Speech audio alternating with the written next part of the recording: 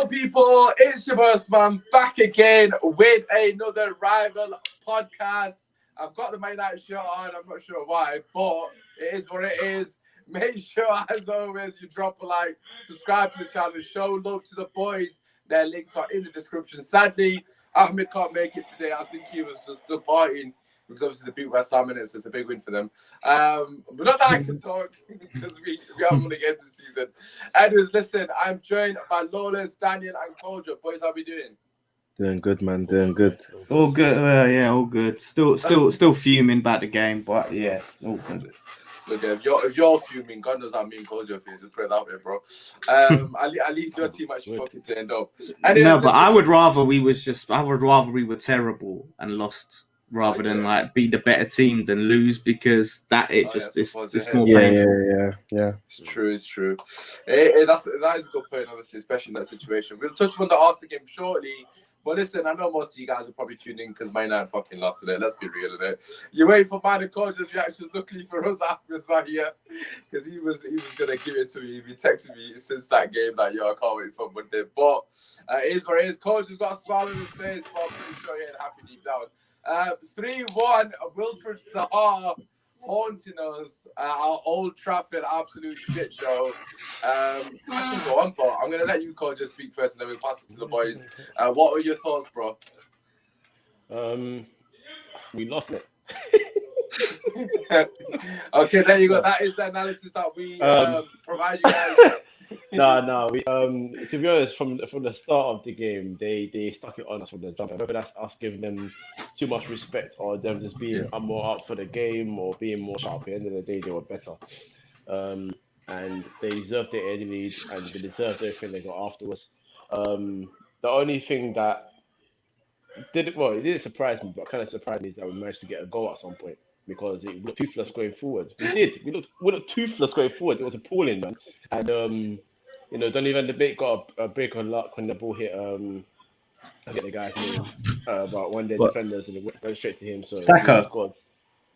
Yeah, that's it. Yeah. So luckily he got that break. First appearance at Old Trafford, got his first goal, Premier League first start also. Congratulations to him. He deserves praise because he's a good guy. The rest of them, not so much. So yeah, I would love to wax lyrical about tactics and all of that, but quite frankly, quite simply, Man United suck. So that's the best way I can say it, to be honest. It was just appalling. But I'm not going to take away their credit. They deserved it. Yeah, they were fantastic. Finish.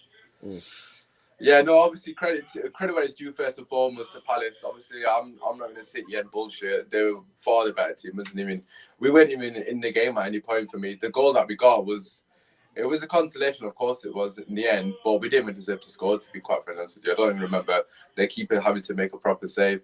Daniel, we'll come to you, obviously, as an outsider or a Chelsea fan. Obviously, what were your thoughts watching the highlights, I presume? Just in general, what did you reckon? No, I watched the full game. I enjoy watching. I watch everyone, to be fair. Yeah. I try to watch every game as much as possible. But yeah, in terms of the game, I think it just comes back to my argument about Oli and being one of the best front runners in the league as a manager. Like, when your team is playing well and you're able to put confident players out on the pitch, it's not that hard. But when you actually need to coach and you have to have the ball, that's the problem United have had. If you look at last season, what teams were you really struggling against? Teams with the defensive low blocks, teams that would just park the bus, teams that would just sit, and you would struggle against those kind of teams. Obviously, we know Ollie's beaten some of the big teams, but that's because he's had the luxury of being able to go free at the back, more security, and also being able to counter attack. So yeah, fans obviously are angry, and I understand it, totally understandable. But you just have to think about it like this: you're blaming recruitment, but how many of those Crystal Palace players actually get into the United lineup? United lineup that actually played? Probably Zaha over Dan James, and then would you have Joel Ward over Fosu Mensah? I'm not sure. I don't know. Yeah. Fosu Mensah's dead. I'm not really praising Fosu Mensah. But I mean, it says a lot that one winger and one right back get into your side. They were playing Kouyaté at centre back, for crying out loud. It shouldn't have been, and Mitchell, a new guy at left back. So it shouldn't have been as hard as it was to break that Palace team down. I do understand, yeah, these teams with low box, they train at it all week. That's what they learn, where they should be spacing. But you're Man United, for crying out loud. Like, you should be better regardless of the recruitment. You can't tell me that with Sancho, you would have won that game, because it would have come down to the same things. Little things here and there. Like, for example, perfect example, decision making. Scott McTominay in a position to just play a simple 5-yard pass to Martial. He tries to do some Ronaldinho scoop and it goes off. And Martial tells him, like, bro, what are you doing? Like, just give me the ball. Do you get what I'm saying? Yeah, like, so all in all, yeah, it was a bad loss. It didn't look good performance-wise as well, which makes it even worse.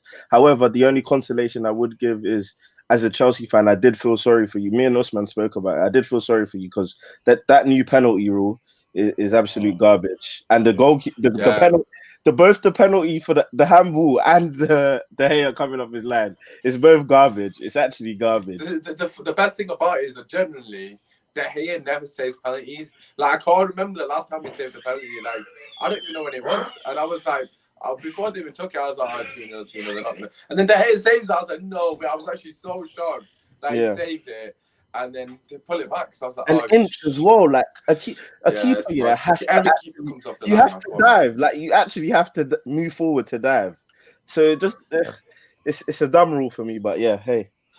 We'll touch upon the penalties, obviously, because there was an incident against, obviously, Lawless will tell us. Gabriel, or Gabriel, I keep saying Gabriel, obviously, incident. Practically the same shit, let's be real. And obviously, we'll touch on that. We'll touch on that shortly. I'm not going to touch on the penalty in the Man United game because I'm happy it was given and I'm happy we lost the fucking game because we did the same shit. I'm being honest. I was a bit pissed off. I was a bit upset for De Gea. But apart from De Gea, the rest got pissed off because what the fuck was that defending? Throughout the entirety of the game, they were all over us. It looked like they wouldn't score. They could have scored 5, really, if they had better quality up front because they had that many opportunities. But just coming back to your comment regarding, if we had Sancho, we wouldn't have. It doesn't make a difference, basically, in terms of recruitment. Listen, at the end of the day, that's just if anyone's blaming the lack of recruitment to lose to Crystal Palace at home, you're embarrassing. We're Manchester United. We're playing at home against Crystal Palace.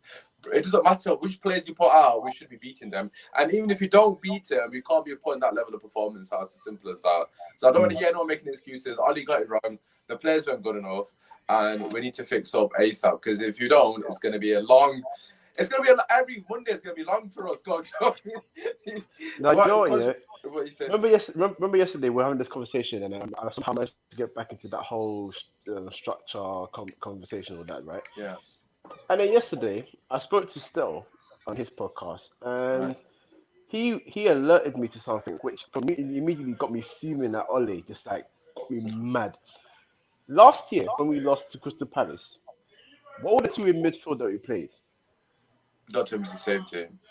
Scott McTominay and Paul Pogba. And obviously Paul Pogba was swarmed because he's the only one with that level of quality behind who played number 10 that day. And what did he do today? On Saturday? We played him too, except this time. I thought Fred should have played, to be honest. He rested the wrong players, though. That's my thing. Pogba just came back from, I think, quarantine. So he should have been rested. Wan-Bissaka should have played. I don't know why Fosu meant to play. Apparently, Wan-Bissaka just came back on Monday, apparently. Oh, really? Yeah. Him and Matic or something. They just got back. So, obviously, they both couldn't play, basically. But that's poor preparation from us. You can't use that as an excuse. And why did Greenwood not start as well? Why did Dan James start? Because all that media bullshit. I'm assuming that's the only reason. But then Maguire should have been dropped as well, then. Exactly. It don't make sense. That's what I'm saying. Ollie's had an absolute man. Lawless, glory, Man United. Lawless, we pass it to you, bro, man. What are your thoughts regarding, obviously, that level of performance and in general?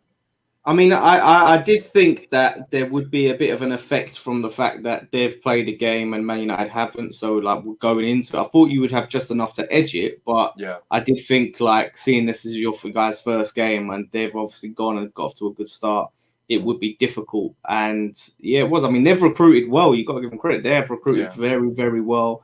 They look well organised, and Man United just did not look up to speed, and the decline of David De Gea is sad, really, if you're a Man United fan. Like, for that guy was like, when you go back a few years, he was unbelievable as a goalkeeper, and like some of the mistakes that he was making, like, I fully agree about the penalty thing that save should have stood. this whole coming off the line and things, and the whole football's becoming very.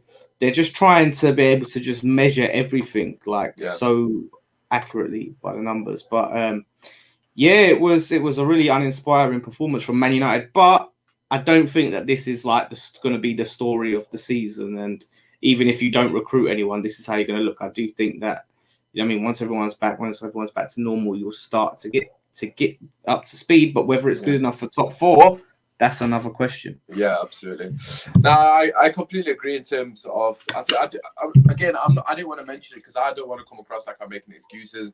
Palace deserved to win the game. We got it wrong, but it was quite evident from the first 5 minutes, which is what I've said on numerous occasions, that in terms of sharpness, they were way ahead of us. Like, we gave 3 free kicks away, stupid ones as well, because they beat us to the ball 3 times in the first 5 minutes, and then Pogba gave 2 and McTominay gave 1. So we were just slow. Just before I pass it to you, Daniel. I'm just going to put this one comment on the screen because it's made me laugh. I've got Spurs fan here saying Ollie in. Bro, don't you worry. Joe's is the man. That's not a Spurs fan. That is Jack. Tell Jack to get the heck out of here. Get out of here, Jack. Oh, is it Jack? Yeah, it's Jack. Jack, don't worry, man. In fact, I'm not even going to say anything because Jack knows himself. Joe's is going to kill them. Just wait for it. Anyways, Daniel, what are we going to say, bro? Yeah, no, very quickly. I think what's important to mention as well is that, like, lineups are everything. Team selection is everything, regardless of the tactics that you've given out to your team, prior. And obviously, we're going to speak about the Chelsea-Liverpool game, but lineups are what, like, make or break you. Like, what person or what player do you trust to try and basically win you the game? That's why you put out the starting 11, the team you think is going to win you the game before you even make any changes. And for Dan James to be in the lineup is beyond me.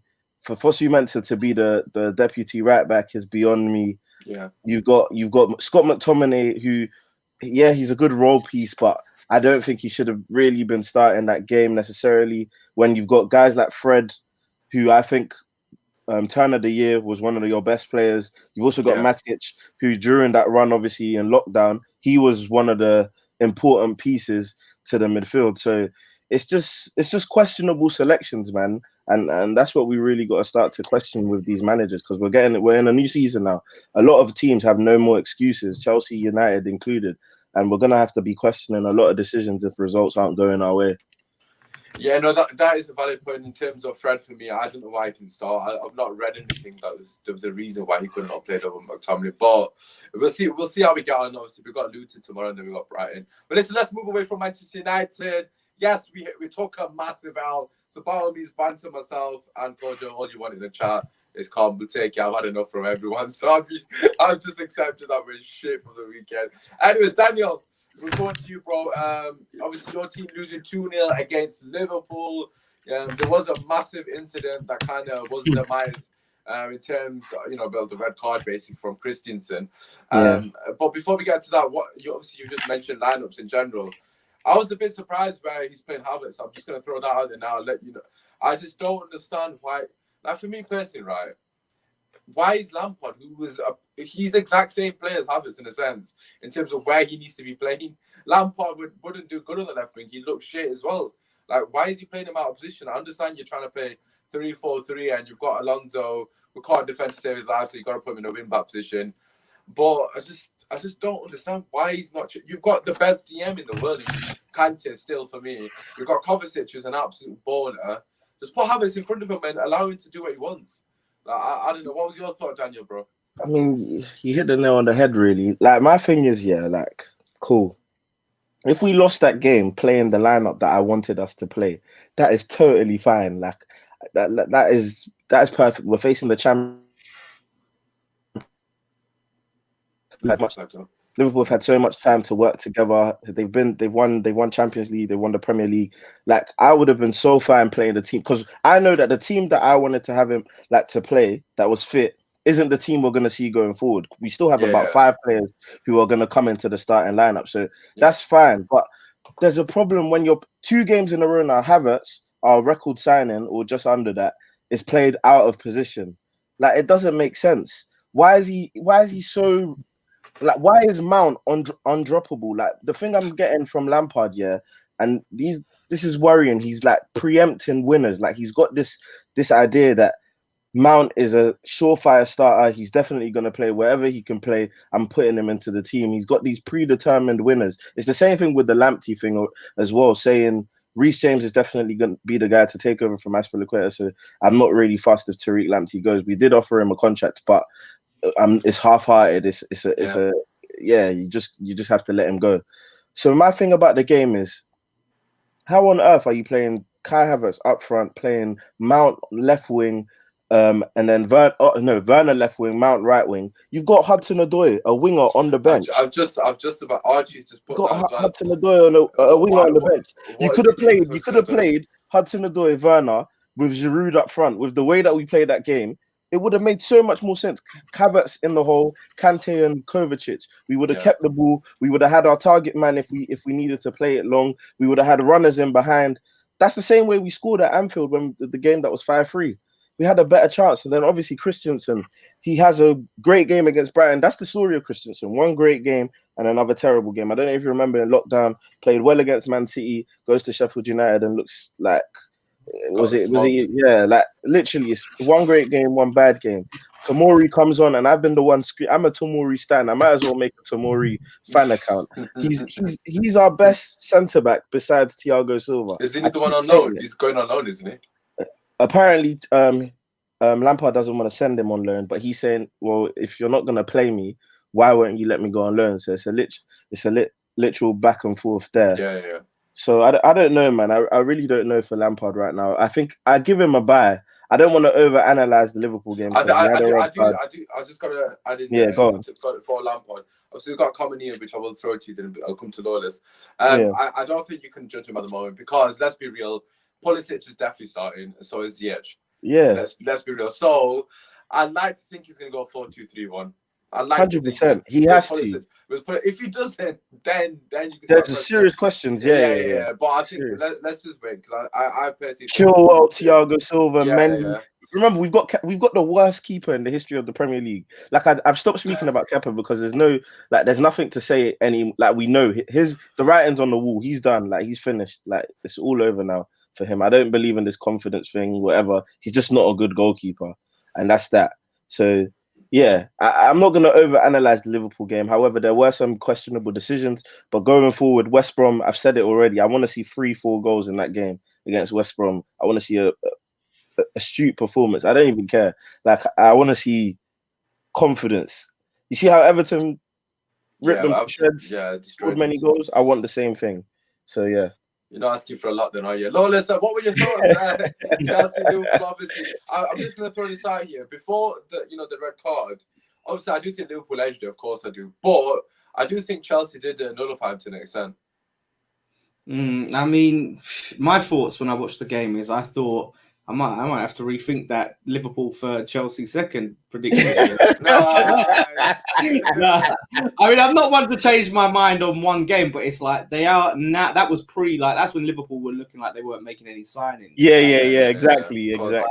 They were looking like they were not making any signings. Obviously, Thiago came in, and he you know what I mean. Like I thought there's more for him to come. Like he didn't blow me away completely, but.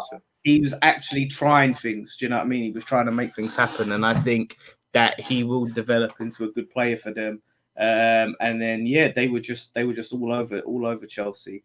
It's funny. I think I'm wondering if obviously what Daniel was saying about Mount is what Lampard likes is that work rate, because what I saw from him, and this is the first time I got to really look at Mount and sit down and watch him, and he's one of them players where he chases lost causes, and you know what I mean. He doesn't give up. Like whereas if he'll lose the ball, he will fight to try and win it back. And I'm thinking if that's what he wants, and that's why he's playing him. You know, from my perspective, he just thinks we need someone who's got a work rate there. And then the red card thing. I mean, that was so stupid from Christensen. Like because I don't think it's not just Christensen. It's not just Christensen. It's Kepa as well. It's Kepa as well, but it's both of them. Like, can I just say go on, Usmaan? Yeah, go on. Going to say something. So basically, my mate, right, he's a diehard Chelsea fan, right.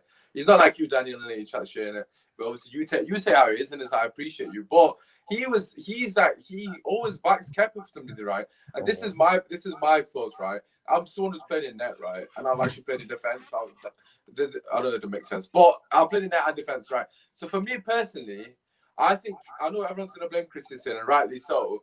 But I think Kepa's fucking shafted him because he knows if he doesn't bring Manny down, if Manny's getting to the ball, he's going to round it. 100%. Kepa's in complete no man's land. Why do you not just stay on your line? I don't understand. Just stay on your line. If he gets past Man, if he chests it, and then he's going to just be ahead of Christensen realistically, and then Christensen could potentially just stall him until somebody gets back. But Usmaan, it's also keepers, the best keepers in the world see that danger. So you've read now, you've seen that your centre backs are now like it's 2-man on the line, literally. Your starting position needs to be so much better than where it was. He literally started running from when he was in the goal. Like, it makes no sense. You have to see that ball coming. I remember there was a ball. No one would remember these things, but I remember these patterns of play because it's so key to how the best teams play. We play a long ball, and Werner chases it, and Werner probably gets there. And I suddenly see in the picture, Alisson's already there. And this is so far out. This is probably further out than... Was this on the left wing, by chance? Yeah, in the second half. Yeah, exactly. Yeah, like, he's already there. And I'm thinking, wow, like the goalkeeper's already there. Starting position is so key. But there's something I wanted to come to because I want to shout up about the game that Dan said about the Mount thing and the work rate. And I understand it.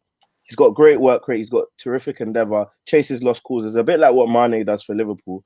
Chases lost causes and things like that. But at the end of the day, like, we need to stop. You've made quality signings to go out and be the best team on the pitch. Let's stop this idea, because Chelsea were a big club. Let's stop this idea of playing players to nullify the other team's threats, to push their fullbacks back. You're not going to push Trent and Robertson back. Like, you're not doing that. They're going to get their way. So why not play a winger intro who could actually capitalize on the space, someone who's quick, someone who's tricky. Alex Ferguson said it himself. I don't spend time looking at the other team's strengths. I spend time looking at their weaknesses and play the right players to Cho is a better winger than Mason Mount will ever be in his life. And that's as simple as it gets. And Lampard really need, like, once we get all our players back, I don't want to see any of these Mount on the wing. I don't think you will, bro, to be honest. I hope so anyway. I hope so. So yeah, that's all I have to say. Kojo, let's go on to you, because it's not really mentioned Liverpool at all. Did Liverpool really emphasise why they're champions, basically?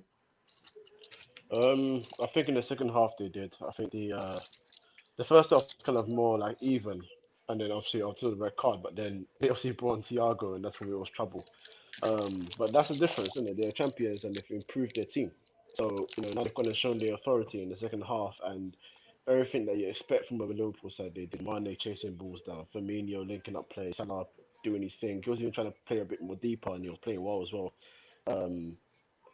So yeah, they did what they had to do. It's not always going to be convincing, but they have to win, and they did win. So it's a much better performance than what happened with Leeds, because Leeds were a lot more open, a lot more easier for Leeds to get chances, a lot more complacency at the back.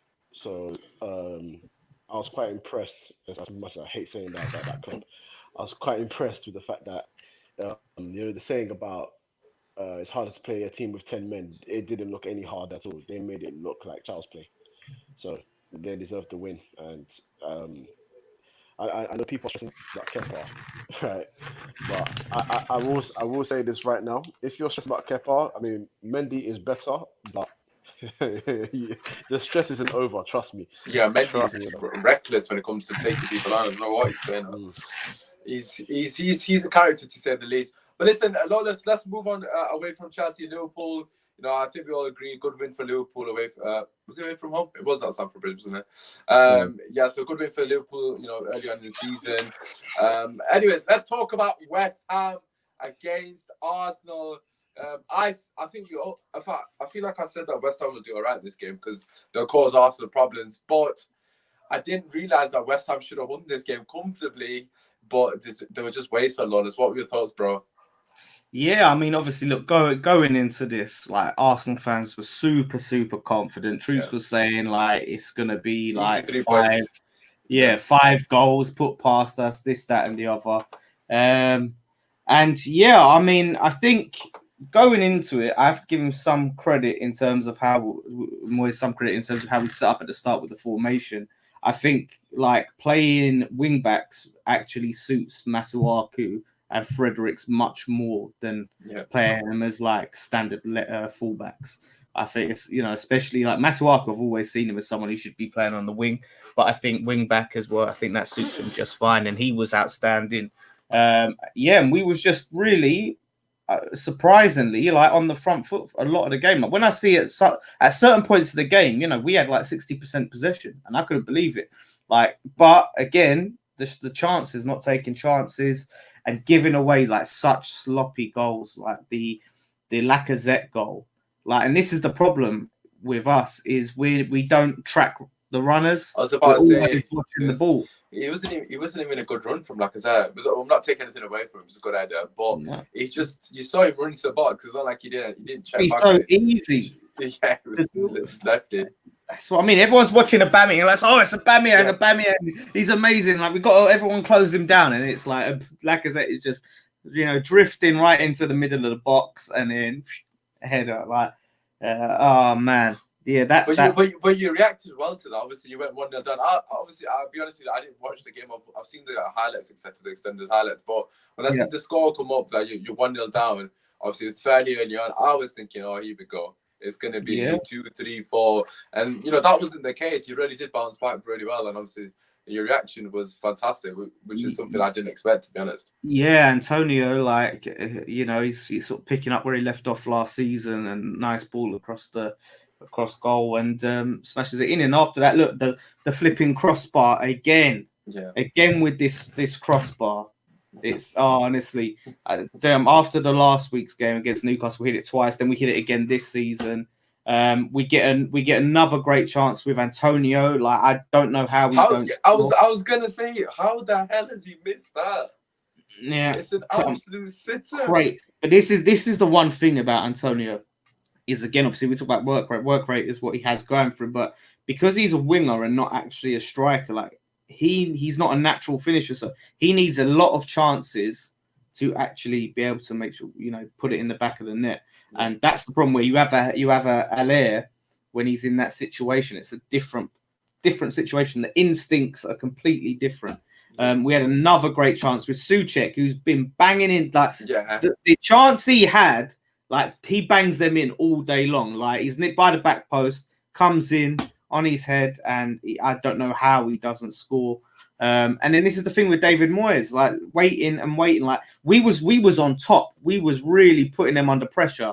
That's the time to go, right, okay, let's try to make a change before the tide shifts. Let's maybe bring on an Anderson or an Allaire, you know what I mean? And really try and go for it, because we're not really converting all these chances we're creating. And then he doesn't do it. And then he brings on, like, Yarmolenko, like, the 80th minute.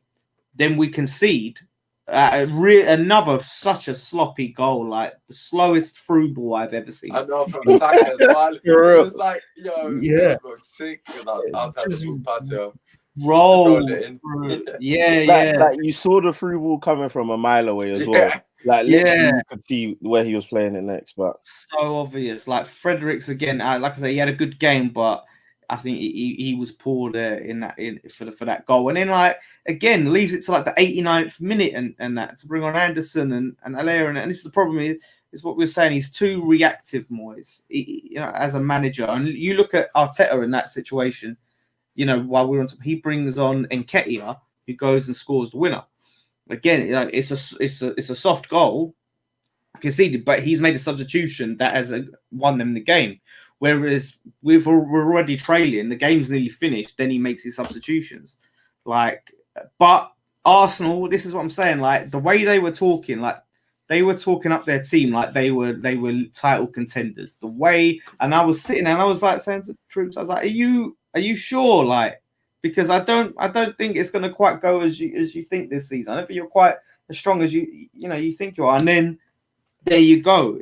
That was it. I mean, Kolasinac was awful. But to try and, like, he's trying to say that, oh, if we had Tierney in, we would have won like 3-1. Like, come on. That's one player though, isn't it? Go on. Yeah, exactly. They're fragile. So they're not, I'm telling you, a more clinical team with a more tactically aware manager will seriously hurt them. Well, they've got Liverpool next week, so we'll have to wait and see what happens. Daniel, what were your thoughts, obviously, on the game, and also, you know, you've got to give credit where it's due in the sense that, you know, Arsenal were at their best, but they got the 3 points, which is the most important thing, really, isn't it? Yeah, no, 100%. I mean, I sent the message into the group chat. I said, if Arsenal want to be the team that they, so this was when it was 1-1. If Arsenal want to be the team that they want to be, they need to get the 3 points from this kind of game where they've not played well. West Ham have had the bulk of the chances. Aubameyang didn't really play well, and they delivered. I didn't think they'd get the job done. I think we've seen the story a number of times. I was literally waiting for West Ham to score. Again, Dan hit all the right points. I think Antonio, as great as he is in terms of his off the ball work, I understand why he starts. I do think you're sacrificing an extra bit of quality by playing Antonio up front, if that makes sense. I think if you sacrifice Fornals and play Antonio on the wing and play Haller up front, maybe I don't think you lose too much, because Fornals for me goes missing for too much of the game. He's not even a left winger. He's not even a winger. Yeah, exactly. He's a cam. So it's one of them things there where you can actually put Antonio, who's a winger, can do his thing. I think Jared Bowen has the potential to be a very good player. He just needs to stop what he does here. Because I watched another game that I watched the full game. He always cuts in and shoots. Like, he has no. It's literally like his controller is circle. Like, he has no pass. Like, as soon as he cuts in, he's shooting. And there was a counter attack actually that it was 3v3. He cuts in and he shoots. Antonio did the same thing on another counter attack. It's like, just make the right decision, calm down and make the right decision. I think for West Ham, I mean, it's a game where it's like you're facing a bigger team, so these players are rising, like they're rising to the level of that game.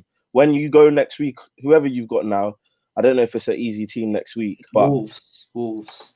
That's not easy. So it's not easy at all. But Wolves are a team that West Ham fans would say we should be in and around a team like Wolves, like fighting for that kind of position with the squad that they've got. So, like, that's the kind of game that West Ham will just go and lose, and it won't even be an interesting game or a fun game for them. So yeah, man, they played well, but it's literally I don't know. I'm not sure, man. I don't know where they go from here, to be honest, West Ham.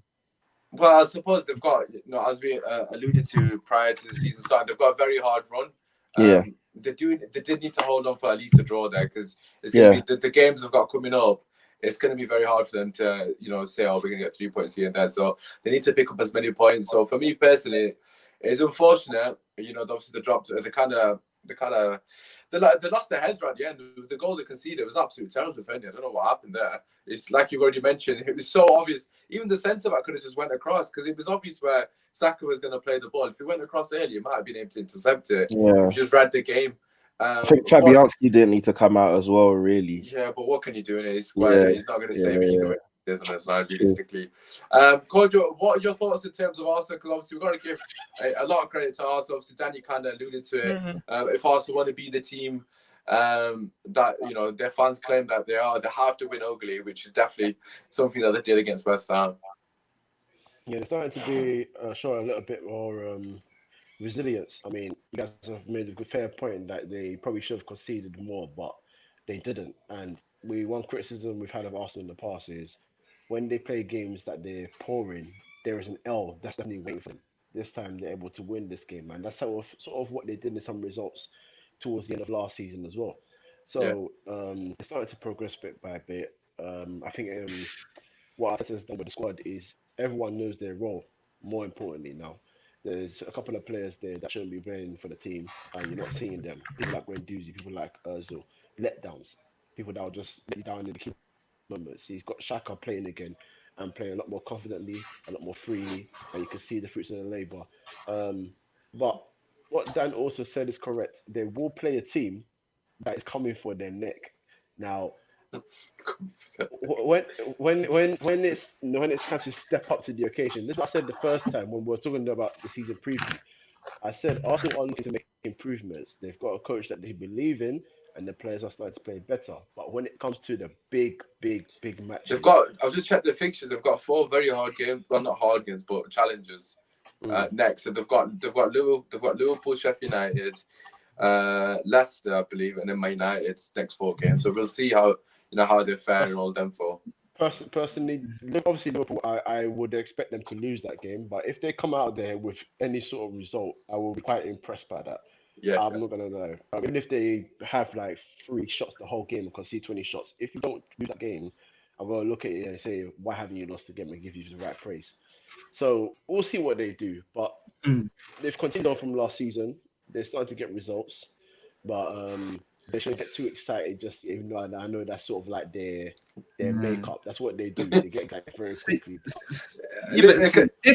Can I just say one thing on the thing that you guys are saying about, it's a good sign that they're playing bad and winning. Yeah, this isn't new. Do you know how many times we play Arsenal and it's the same story? I have seen this game play out over and over again. The last game before the lockdown, it was the same exact game. We was on top. We should have won that game. They've come out and won it. You can go back to the Wenger era, the Emery era. It don't matter. This is the same thing. So this sounds like a West Ham problem. I can't lie to you. This is a West Ham problem. This is a West Ham problem. This ain't an Arsenal sign of they're moving on to being the top team. No. Sorry, hold on. I just got a tweet from Semps telling me about me being knee-jerk. I haven't sat there and said Arsenal for top 4. Everyone relax, please. Listen carefully to what I'm saying. I said it's a bit of progression. The manager's doing stuff that you like, that they like, and they're seeing. So they're steadily progressing, but they need to face more challenges before we rate them. I ain't sitting here saying you're Aubameyang's the best number 9 in the world, and they had a New Year Martinez, but it doesn't matter because Leno's there. Take your time, bro. Don't come into my bench and tell me to take my time, bruv. I don't rate them, man. Take your time. The next 4 games will tell us where Arsenal are, really, in terms of. It will. Aubameyang was quiet apart from the assist as well, really, and I said that to them. He can do that. Yeah, that's the thing. When he doesn't, sort of have an influential performance, they don't seem to play as well. And you've seen that on numerous occasions. Before I forget, actually, I've not even mentioned it, which everyone's going to be surprised about. Gabriel penalty decision. Obviously, I completely forgot because I didn't want to make an excuse for Man United, so I completely forgot about you lot. Obviously, Man United, Lindelof. There was one against Everton, was it? Oh, no, Spurs as well. Danny Ings scored from the resulting pen. There's 3 penalty decisions this week, so we'll cover them all now. In terms of what your thoughts on that ruling sense. Lawless, we'll come to you first, bro, because obviously this one affected you.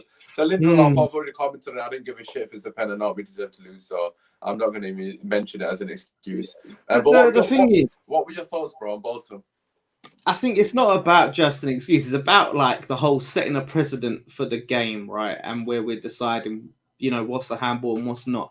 Yeah. Here's the difference, right? I've seen Arsenal fans say that the Lindelof one's a penalty, but the Gabriel one isn't. Here's a key difference. The Lindelof one was close contact. He was literally so close, he couldn't get his arm out the way. He's running. And the ball, point blank range, fires, it skims his arm, right? The Gabriel one is coming from a much bigger distance, and his arm is further away from his body. Now, I understand he may have to do that to jump, but again, your arm is there. And now, what I'm saying is, if you were now going to give that a penalty for the Lindelof, 110%, the Gabriel one has to be a penalty. If you have to be consistent. I don't get how one isn't and one's not. Some are trying to say it hit his sleeve and it's this anywhere below the sleeve rule. It hit there, by his elbow. Oh, and even if it hits a bit of it, what is it? Is it like the goal line thing? Is it got to be all the way over? They're going to be zooming into the sleeve to see if any of us hit the sleeve. Yeah, exactly. We're going to start zooming in. It's ridiculous. It's an absolute joke. That's what I'm saying. Based on the Man United game, that should have been a penalty all day long. And again, we have I see some games they're using the TV screen, and some games they're not. Again, this goes back to inconsistency. They use it when they feel like it, and there was a few shouts there. Obviously, look, we had the offside thing as well on Batman, which you could looking at it. To me, you would go and say I thought it was offside. I'm not going to lie, but I haven't seen another angle. But usually, the problem I have is usually those decisions where offside, they take a long time to look at it. And they decided very quickly for something where there was such fine margins in it.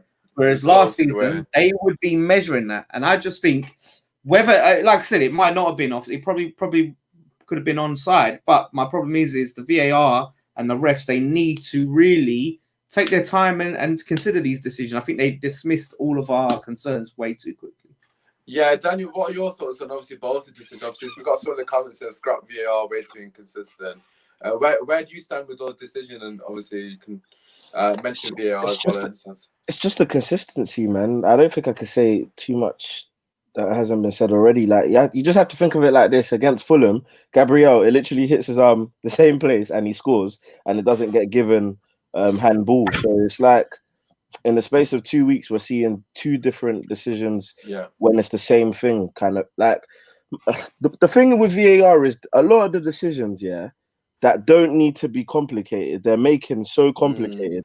They're making it so hard. Like, cool, the handball rule is so obvious. If you like, it's not even a think thing. If his arm is in a natural position, you take into account how far the ball has come, the proximity between the ball, the player, whatever and whatnot, then you make your decision from there. Like, it doesn't need to be this thing now where they've come out and said, because too many people are complaining, if it hits your arm in the box, it's a penalty. No, it shouldn't be like that. That's so rash. It's ridiculous. And the reason why I was so upset with the United one is because I know for a fact that it's going to happen to my team. It's going to happen. I'm going to be angry. I'm going to be so angry. Well. Do you get what I'm saying? And it's going to be important. So it's just VAR, man. I don't think it should be scrapped necessarily because I do think it gets a lot of things right. In terms of like offside decisions, Neil Mope, he got given offside, but then got proven that he was on. For example, but. Yeah, man, VAR, they just need to stop making things complicated. It's not complicated at all. Like the Christensen one, for example, that was a clear red card. I was even like, gave a yellow card, like, yes. But then obviously when I knew they were checking the monitors and I knew it's gone. So it's literally that. What's to stop people with that handball thing where they're so absolute, like the Lindelof thing? But what's to stop the striker or the attacking kicking it onto your arm? Yeah, exactly. Yeah. Looking for it, just blasting it into their hand, going for it, going right. Well, I ain't got any options. Have you seen the Spurs one? The Spurs one's madness. Crazy. My God, I think that's the worst one. Honestly, the Spurs one is by far one of the worst decisions I've seen in the last 5 years of career. So, I mean, where did you want it? Spurs had another dodgy one last season. Yeah, exactly. Spurs had another dodgy one last season when Lucas Moura. He got fouled. He got fouled, and the game is on ball because he fell on the ball. Genuinely, it's so confusing. But this one really baffled me because you got three players literally standing next to each other, like you would have kids in a school line when they were getting ready to go back to class.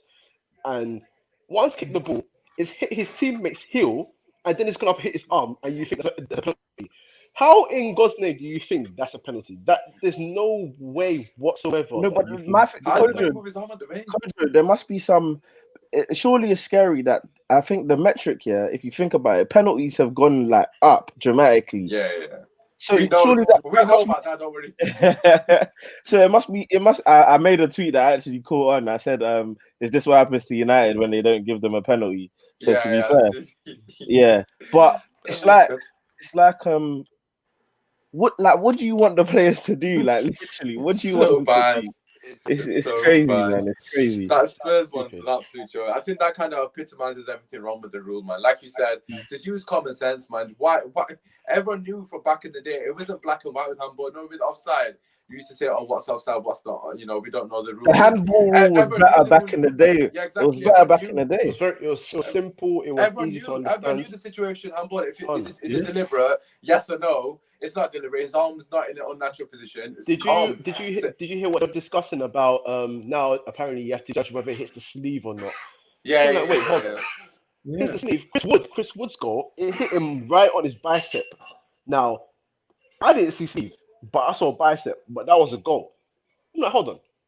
But So what is the rule? I genuinely don't know what the rule is. That's gonna destroy so many teams, man. How can it be if it just hits your arm, it's a penalty? If it's in the bottom. What if your sleeve has slightly come up a little bit higher than normal and it's not gone all the way like your sleeve? Exactly. If so, What if you're wearing long sleeves? You have a longer sleeve. Yeah, long sleeves. Which part of the arm is it? Nonsense, man. Everyone wear long sleeve, and you could be like, let me just put my forearm there. Just say everything, man. Just forearm it. Absolutely ridiculous. Every season, because it's like last season they brought in that stupid handball rule. Like if it hits your hand in the lead up to a goal, they'll go back and cancel it. It happened to us so many times last season. That was bad enough as well. Again, and that one again, unintentional handball where it hits them where their arms on an actual position, but then go on to score, reel it back. Oh yeah, in the build up, they hit your hand. Like there was another one from this week. I can't remember who it was. His back was to the ball. Someone blasted it onto his elbow. He's turned around and scored, and then pulled it back for handball. Like he's not even facing the guy. He's looking the complete opposite direction, and they pulled it back because he hit his elbow in the build up. And it's like, you've got to be taking the piss now. Like that can't. But yeah, for me personally, it's an absolute piss take, isn't it? Really.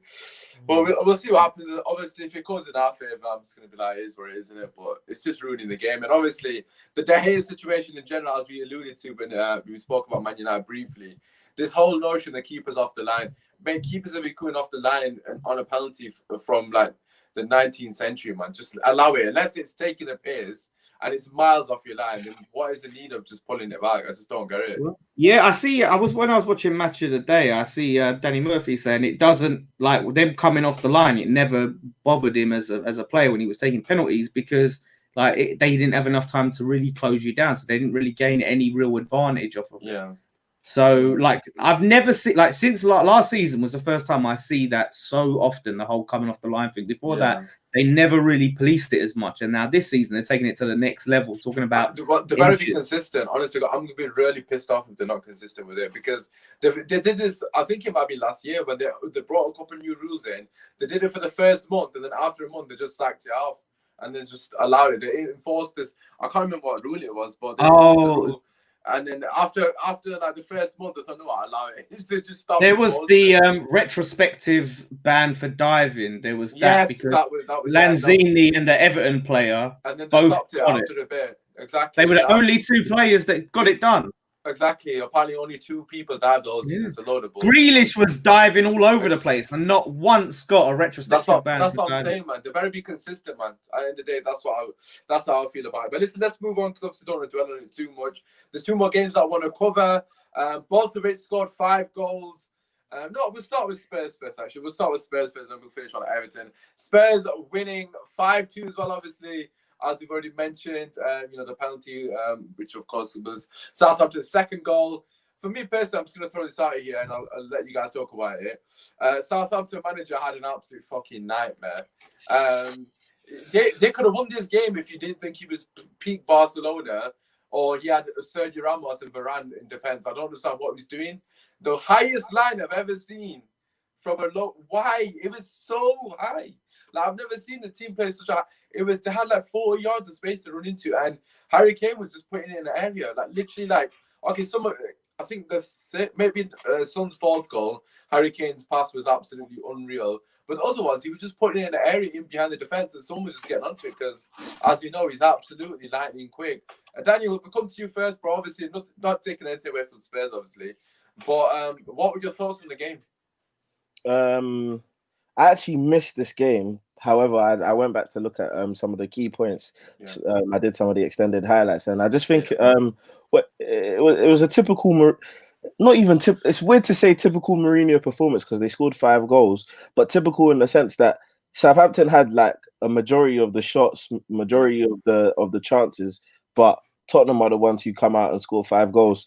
I think this game gives me an indication into how Mourinho could play it when Bale comes in. I think Harry Kane's going to take more of a facilitator role, and Bale and Son are going to be like the goal scorers this year. I think Son could have a real breakout year this year where he gets over 20 goals and actually contends for that. He's already got 4, so yeah, he's on his way. So I mean,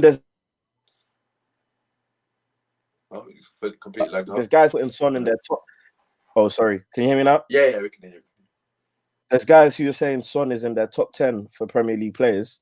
And I was like, I wouldn't say that yet, but he's definitely someone who's knocking on the door for that position. So, yeah, man, you know me, I love Mourinho, and I think I really want him to do well at Tottenham. I do think it's that they can win that trophy this year, whether it be the Carabao or the FA Cup, with the way they're trying to play. I think it was very, very refreshing to see Ndombele play his a nice skill, by the way, for the first goal. He's beautiful. crazy.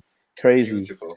So yeah, man, it's looking promising. I think what's more of an interesting talking point is Dele Alli no longer being in the plans of Mourinho and Tottenham, and they're just going to pass him up, which I think might be the wrong decision. It's a bit like when he wanted to sell Martial and Rashford at United. Like, I think a good manager gets the best out of Ali. We've seen how good Ali can be. He's just gone through a rough patch, injuries, and obviously now, I guess he's under the wrong manager. So, boy, it's a worrying time for him, especially with the Euros coming up as well. Yeah, obviously we'll touch upon Ali shortly. Lawless, just regarding the game itself, what were your thoughts on, obviously the performance? For me personally, I just thought, obviously Spurs were fantastic in the second half. For the first half, they were lucky to even go in level because Southampton missed that many chances, especially Che Adams. He had about 3 clear-cut chances. But what did you make of the game? I didn't see it because I was watching Match of the Day before I come on, and I didn't get to the game by the time the podcast started. So I'll go with what you said. But no, I'm gonna be very interested to see how they look when Bale comes in. Though obviously, I don't know what the situation is. If they said he's quarantining or is he injured? What's the story? He's injured. He's injured. That's why I was saying that someone the other day was like, no, he's quarantining. I'm sure that's what I'm saying. Injured. So if he can come in and get up to speed, like he's still a great player. So if they can obviously have Son, Harry Kane, and Bell in the team, that could be a frightening attack. So I'm obviously not happy about that. No, I can imagine that. I've got to be honest. Adding Bale to that team is going to be an absolute joke in terms of pace, especially if they do what Daniel said in terms of Harry Kane dropping deep into that sort of Firmino number 10 sort of role, not a quarterback, but like you said, facilitator, coming deep, collecting the ball and playing those passes. I did 4 assists as well. But we've got to mention him. Kojo, what were your thoughts on the Spurs performance? And obviously, just moving forward, what are your thoughts on Spurs? I will say, I think that was without a doubt one of the most shocking managerial performances from Hasenhutl's side. Because that high line was an absolute disgrace. How many times do you want Spurs to do the same thing? It literally was the same 5 goals. That was so funny to watch. What was he doing? What made me so mad about that performance was the 5th goal they conceded was the deepest they were. So it took you 4 goals for you to realise, maybe I should go a bit deeper so I don't concede another goal. Oh my God, genuinely so funny. But maybe I wanna play devil's advocate though. The thing is, if you saw, I understand why he'd want to do that though, because but it's not working, bro. It didn't work. I know it didn't work. But we've seen Hasenhüttl have some exceptional managerial performances. You have to remember he was after that 9-0 loss to Leicester. Everyone thought Southampton are going down, and then he suddenly revamps the team in a way. But bro, they went 1-0 up here, and okay, cool. They did the thing 1-0 up. Even though we do bear in mind, Tottenham went 1-0 up earlier, but it was ruled for offside. Same exact thing. But no worries. You went 1-0 up. Then you concede. Yeah. Twice, but then you concede again. And then again. And then again. You concede 4, and then it's like, oh, wait, let's drop that deeper. At that point, you must just go gung-ho. It's done. It's game over. It's finished. God. But Spurs took advantage of exactly what they had to. This was probably Harry Kane and Son's easiest game of their careers. To be honest, it was light work. Like it was like, okay, you know what? You just make the runs from deep. Man did it 4 times, and then I just played the balls in the area. That's it. All Kane has to do was just to give Lawless an idea of what we're talking about, because obviously you've not seen the game. Literally, this is what happened. I'm not even joking. For all 4 goals, even before Spurs scored, right? They had 2 goals offside in the first half. All they did, so to say Southampton's line, their back 4 is in a line on about 50 yards out from their goal. like give or take 50 yards. And all Spurs did was put a ball in behind. It wasn't even accurate. Son ran onto it and squared it, or Kane ran, or someone with pace ran onto it and squared it. They did it twice in the first half. Both offside, literally just offside. Just thinking, surely this Mugalova's going to change it. He's not going to. He's going to change at halftime. Surely he didn't change at halftime. They went 1-1 at halftime. Every single goal was a chips through ball like you know FIFA. Every goal, Son runs onto it, he scores. The second goal, he scores. Third goal, exactly same through ball over the top. It's not even near Son. He's just done man for pace. He scores. Fourth goal, he's done man for pace. He scored, and then he thought, let me change it. And it's literally 4-1 down. He changed it. And the thing is, they could have actually won the game. That's because they were all over Spurs. Like, so he threw the game, but obviously you got, like Kojo said, you got to give respect to Spurs. You know, they capitalized on it. And if that was me as a Man United fan, I couldn't give two shits what the other managers done. We scored the goals, we did the job, so it is what it is, and a good start for them. Let's move on to Everton. They won 5-2 as well. Lawless, I'm going to come to you first for a specific reason. And I seen Daniel tweet it straight away. The end guard is scores. And it was a good goal. Man was on his own. He didn't really have much option. Not sure what the defending was about, by the way. They just backed up, and he thought, no, what? I'm just going to hit it. And obviously, Pickford did what he did best, move out the way from the ball. Lawless, bro. Lawless, talk to me about it. Obviously, talk to me about Dean Garner first of all. We can talk Spurs. Every time he scores or gets an assist, it's going to be another slap in the face. And I was watching it because I see the tweet. Well, to be fair. Yeah, like I see it on Twitter before I actually watch the game, right? So I see it on Twitter and I'm like, nah, like, and then I see the clip and then I just watched it again and I was like, for him, that is the sort of player that we need. That is exactly the sort of player that we need. So well. Yeah, he can carry the ball.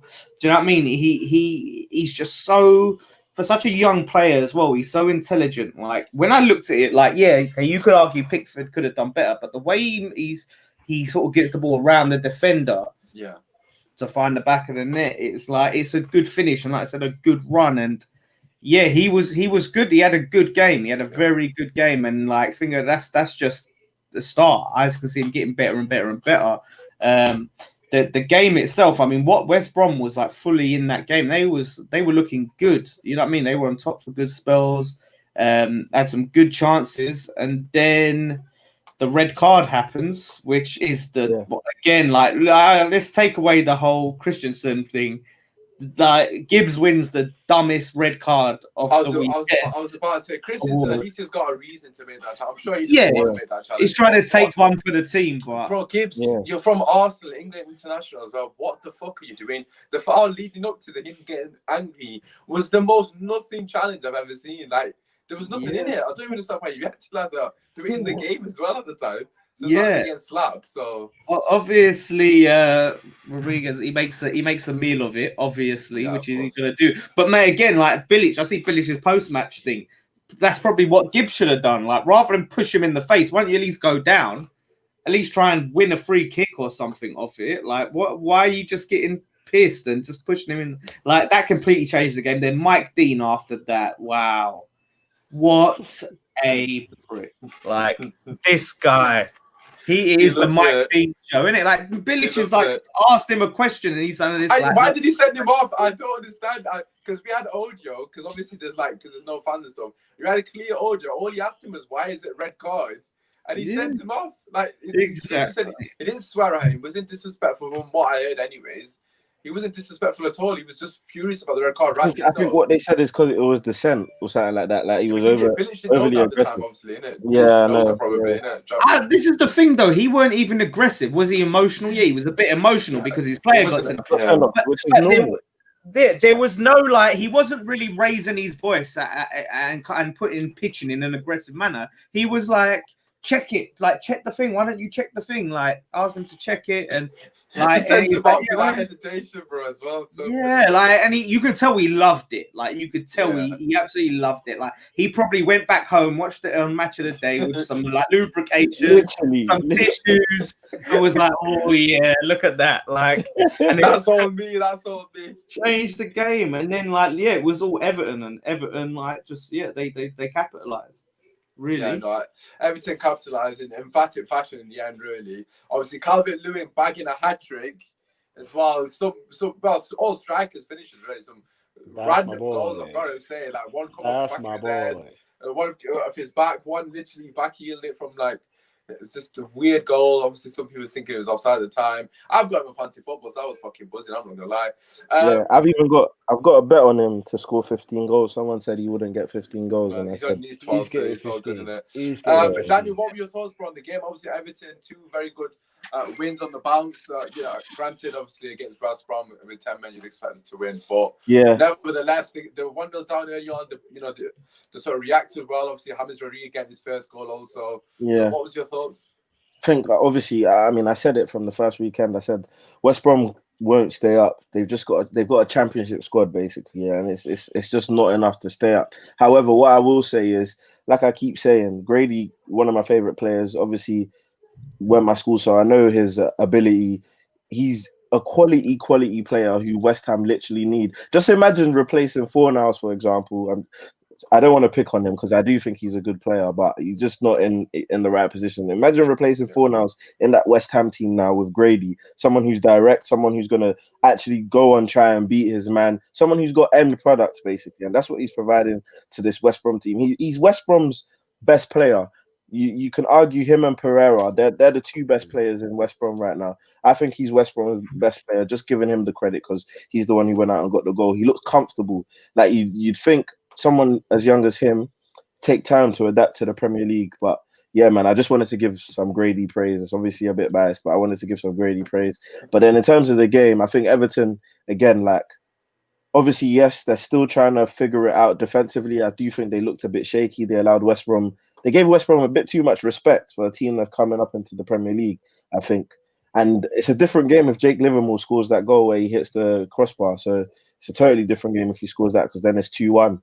But then 10 men against that Everton team literally got attacking talent across the field, and it was always going to be a long game. And I do like the way they approach the game. 10 men again, just like Liverpool, take charge of the game, dominate. And Richarlison hasn't even started firing yet. He hasn't even scored yet, and they scored 5 goals and then one convincingly the opening weekend against Tottenham. So this team is going to be, and this is why they're my dark horses. This team is going to be very, very good. James is exciting. Every time he gets the ball, like literally, what I always explain to my guys is you don't understand until you have that type of player. That player that once he gets the ball, you're literally on the edge of your seat. You're thinking, what will he do next? Like you see the way everyone was gassing up the Thiago debut. That's literally the kind of feeling James is probably going to have definitely to his Everton fans. So, yeah, man, it was a great performance. Ancelotti side. And Ancelotti loves to score goals, man. 5. Yeah, no, obviously, I can imagine for Everton fans, they finally got some form of optimism. Obviously, moving forward, of course, it's too early to say, where this is gonna take them. But they've started fantastic. Well, 7 goals in 2 games. They can't really ask for more, Kojo, can they?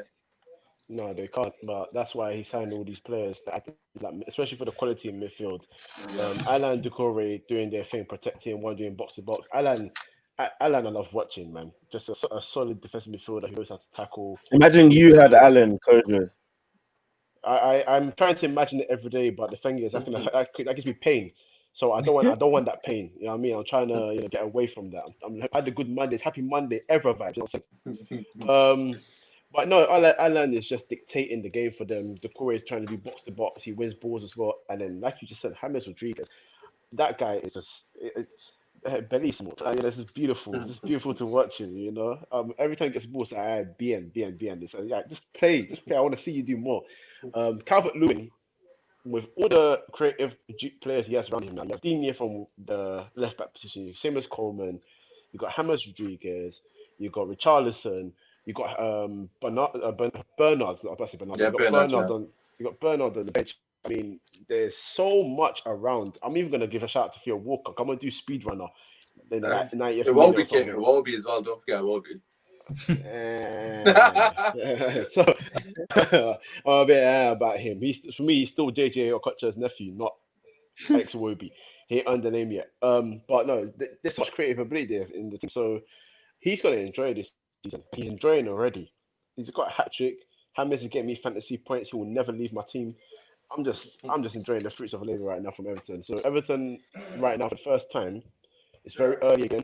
But if they start to settle and start to get into that rhythm and sort out the Michael Keane and Yerry Mina problem, I was gonna say the defense is absolute shambles. bro, as much as I rate them on the score, Yeremina was running away like What's he's he running away doing? from Why is he's he running away backing off? like you know like when you're like a 5-year-old and you see a big dog coming, so you just sprint, you just run away from them. Like that's what he was doing. He wasn't interested in whatsoever engaging him, and there was so much space between the two of them. And to be honest, it was just embarrassing. But apart from that, so far so good. But they need to sort that out, and the less that Pickford, the better. Say no more. Yeah, I completely agree. I think they need to send back desperately because them two are not good enough for me personally. But we'll leave that for next week's show. I'm just going to quickly wrap it up. Obviously, gone a bit over time. There's a couple of score predictions. I will double check last week's scores. I'm not going to lie, I've not had time to do it. So I haven't got a clue who's winning, to be fair. I don't think it's me because I predict Man United to win. So could have had a good week. Right, so we'll just do a couple of games as we did as last week. We'll start with Liverpool Arsenal as that's the main game. Kojo, we'll let you go first, bro. What do you reckon score prediction? Liverpool Arsenal, yeah. Liverpool Arsenal at Anfield. Yeah. Sorry, it's peak for Arsenal still, but I'm gonna go a bit left field here, yeah. So because I want a shock result in it, so I'm gonna go 2-1 Arsenal. Wow, if Arsenal win, Ahmed is gonna be on the biggest smoke. In fact, the game is actually on Monday. Actually, it'll be just before thingy show. Lawless, what are your thoughts? I'll go 3-2 Liverpool. I mean, this is the thing. What Arteta seems to do is find that the big Sam in him when he goes and plays these big teams. He knows how to give up that possession. And if Klopp does not, after falling the foul last season, if he doesn't figure it out, he's got to ask some serious questions of himself. But yeah, 3-2. All right, Daniel, what are you going for? 3-1 Liverpool, man. I don't see how Arsenal win this, especially when Thiago, I think, will start now. And that was probably their problem when they faced Arsenal, someone who could pick the lock for their front three. So Thiago definitely has the game where the fans are allowed to gas him for rightfully so as well. That will be the game. Right, yeah, to be fair, yeah, that's a good point. I've gone 3-1 Liverpool as well. I just think obviously after last season losing later on, and of course losing that mighty Community Shield to Arsenal, they're going to be hurting. They're going to want some form of revenge. We've got Kiel saying 2-1 Liverpool and then United basing 1-1. Okay. So obviously we're going for a few contrasting results. Let's do Man City, Leicester. I'll start with this one. I think Man City are going to win this. Although Leicester have looked alright, we've not really mentioned them much. Obviously, we'll see if they do well next week. We might give them a shout out. I'm going to say it's hard to say with Man City because we've not seen them play yet, but I'm going to say 3-1 to Manchester City. Lawless, what do you reckon? I say 2-1 Man City. Like I said, it's hard because we ain't really seen them play. Yeah, exactly. They're playing. They're about to play, so that'd be interesting. But yeah, I'm going to say 2-1. Right, Kojo, what are you saying? 4-2 City. 4-2 City. There's They're been a lot conceding of... two. They're conceding two. Okay, interesting. Daniel, what are your thoughts? I say 2-1. I say 2-1. 2-1. Okay. 2-1 City. Yeah. 2-1 City. 2-1 City. They're both City, by the way. Which one? I'm assuming Man City. That's true, Man City. I'm just double checking because I know you'd be like, oh, I told you, man. Akil said 2-1 Leicester. United was saying 3-1 City. Right, I'm going to mix it up. I'm not going to do Man United because we're probably going to lose to Brighton. Sheffield United against Leeds. Huge derby from obviously I'm from Sheffield, so I know about this derby. Everyone hates Leeds anyway, so we don't need to dwell on it too much. I personally think Leeds are going to win. Sheffield United just lost to Aston Villa 1-0. Egan got sent off as well, who is an unbelievable play for them. So it's going to be peak. Bielsa's on smoke at the moment, so I'm going to say 3-1 Leeds. Lawless, what do you reckon? Yeah, I was going to say the same thing, like 3-1 Leeds. Like the thing is with Leeds, it's that defense. They could, like I said, I could potentially see it being 3-2, but I'll go 3-1 because of, like you said, they obviously got key players sent off. But yeah, they really need to sort out that defense because there's going to be times where they just can't outscore everyone. So it's exciting to watch, so I'm not going to lie. I'm enjoying watching their games. Them and Fulham was a great game, to be fair. Kojo, what's the score prediction? Sheffield United Leeds. Sheffield United at home, sorry, I should have mentioned. Yeah, we're going 2-1 Leeds. Okay, so for everyone for Leeds. Daniel, are you going to go against the grain or are you going to back it? No, I think Leeds will win, but I definitely think it'll be I'll say 3-2 Leeds. Then you see the way Leeds gave up goals to Fulham. Like, it was bad. Like, it was really bad. Yeah, they can't defend to save their lives. Yeah. But it makes for a good game, obviously. And last but not least, we'll finish with this one. West Ham against Wolves. West Ham at home. You know what? I think West Ham might cause a shock and not lose by like 7 goals, but no, I'm joking. I don't know. It's hard because they played so well against Arsenal. If they can just take the chances, they might have some form of chance. No, I'm going to say it's going to be a draw. I'm going to say 1-1. Lawless, what do you reckon? Well, we've lost every single game against Wolves since they've come up. So, really, I can just see it being a standard 2-0 to Wolves, to be honest. 2-0 to Wolves. I trust Moyes. All right, the United way has gone 3-2 to West Ham. I'm sure you'll definitely take that. Kojo, what are you going for? 2-1 West Ham. 2-1 West Ham. Changing the history. You love to see a lot.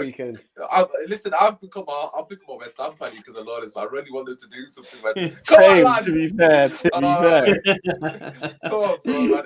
Daniel, last but not least, what you say?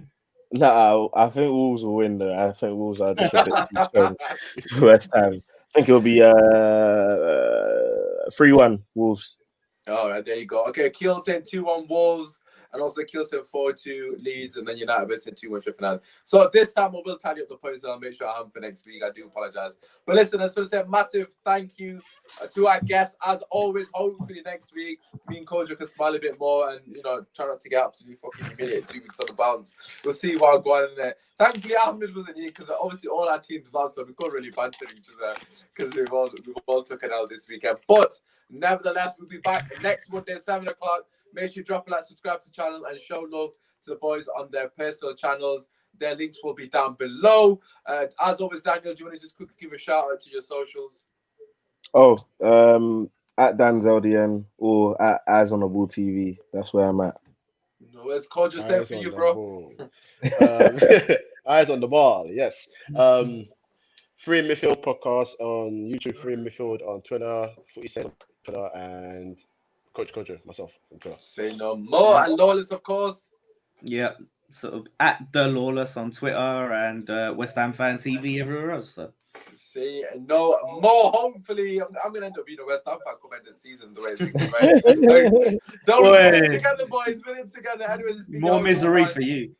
Don't worry, bro. I'm used to it now. We're so good. But anyways, peace. We'll be back.